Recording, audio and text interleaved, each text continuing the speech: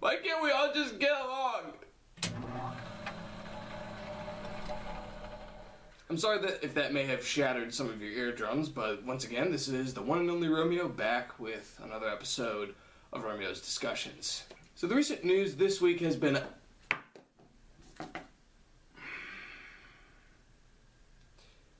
With the new camera angle, Joe still can reach me. I'm gonna kill you.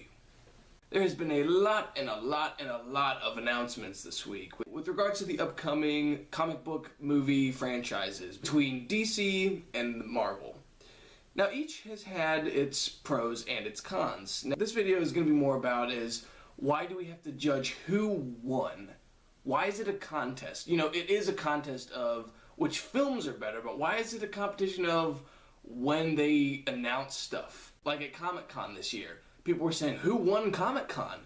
Shouldn't they all have won Comic-Con? I mean, they all released stuff that was pretty good to their universes. Marvel released Avengers footage and Ant-Man footage. DC, Warner Brothers released Batman vs. Superman footage. That's good for both of them. Why does it matter if, DC clearly won because they showed off Batman vs. Superman? No, each one in their own respective ways, which goes back to this week. This week, DC and Warner Brothers announced their film slate going up to 2020, which involved, I think, 10 total films between now and then. Batman vs. Superman is the start of that, and then they're going to go Wonder Woman, Green Lantern, Flash, Justice League, Cyborg. This is a good idea that they're doing.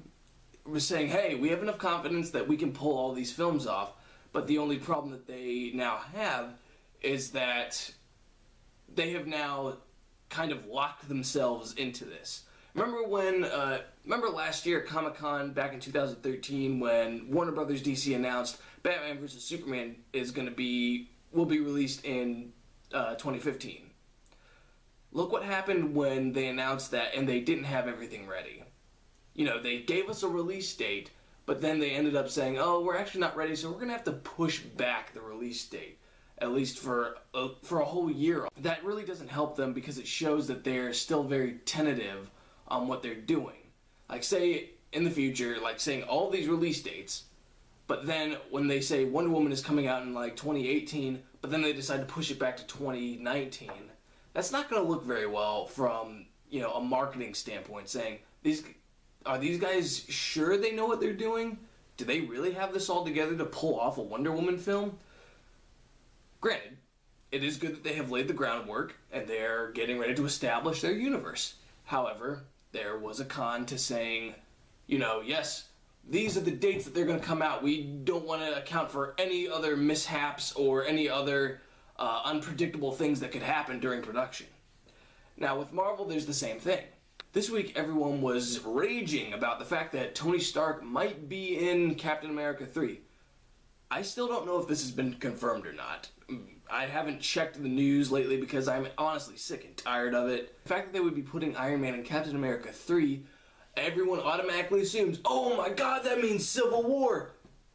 No, it doesn't. Until we see a title card and a plot synopsis and even a trailer, we're not going to know what this film is about. Okay? Tony Stark could be in there for a cameo. He could just pop up in a government scene, say, hey, I've got Cap's back, see ya, and then be off stage. That could be Tony Stark's role for Captain America 3. Just because they've said, oh, Robert Downey Jr. might be in Cap 3. What? Oh my god, it's gonna be Civil War! That's my rendition of what fans were like this week. Granted, yes, when I saw the news, I was fairly excited. I was like, okay, they did have Howard Stark in the past couple Captain America films. Now they're going to bring it up with Tony Stark. However, why would they go the Civil War route in a Captain America film when they clearly have another Avengers film to come up with? While I'm sure that they could transition it into a 2-film story arc, a Captain America 3 starts it off and Avengers 3 is what concludes it. They have set up that Avengers 3 is going to be the crescendo of this part of the Marvel Cinematic Universe, culminating in the Guardians, Thanos, and everything that has come up to this point. That's where most of the primary actors' contracts are going to be up.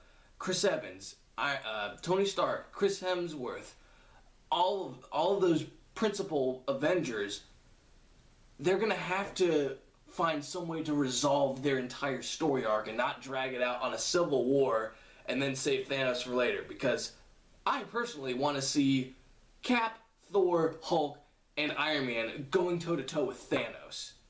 I don't want them to push that off until like phase 6. The next couple phases could be like 10, 20 years in the future.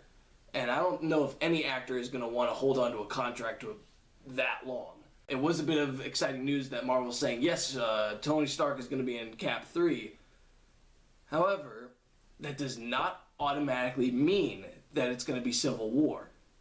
As I said before, it could just be a small cameo. It would be awesome if they went the Civil War route, but from what it looks like nothing has been laid in the groundwork for that yet. I mean, unless Avengers 2 leaves us off at that point.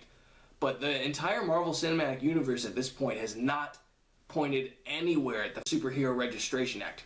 Because all the superheroes are known. Unless they incorporated Spider-Man, the Fantastic Four, or the X-Men, this Marvel Cinematic Universe cannot handle the accurate representation of what Civil War is. I'm sure that they will make tweaks if this does come to pass. However, from what the Cinematic Universe has set up is the Superhero Registration Act would be mainly just, we're gonna sign you up with the government. Not, we're gonna reveal your secret identities to everybody. So this week, Marvel and DC did announce a couple of things, and they both had pros and cons. Does that mean one of them was better than the other? Hell no!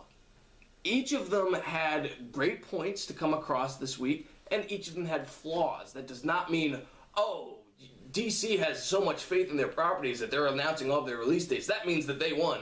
Or Marvel is going to go the Civil War route, so that means that they won this week. Nobody won this week. This week it was all about, let's give the public a little bit of news to hold them over. Even people over at Universal were saying, yeah, we need to release something for Jurassic World. It may just be a teaser poster, but it's something. I think that this week was just the international release something from every studio. Star Wars randomly gave us Emperor Palpatine's first name. Why? I don't know. Jurassic World gave us a teaser poster, even though a teaser trailer is not going to come out for a couple weeks. Marvel decided to say, hey, Tony Stark might be in Cap 3, and then DC decided to say, hey, here's our movie slate. I think it was more of just, hey, let's announce a bunch of news and see how the public takes it. So those are my thoughts on this last week of entertainment news regarding Marvel and DC and other studios. Let me know what you think in the comments below, and I will see you all out there.